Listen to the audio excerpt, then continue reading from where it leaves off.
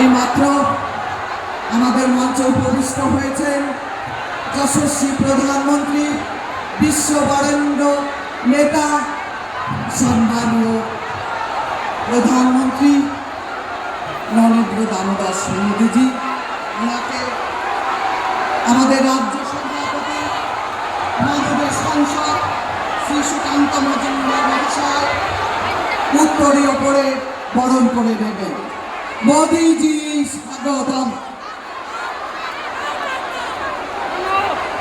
Doctor Sukanta Majumdar আমাদের রাজ্য সভাপতি, অন্যতম সেরা সাংসদ, উত্তরীয় পরে আমাদের যশস্বী প্রধানমন্ত্রীকে বরণ করে দিচ্ছে। এরপরে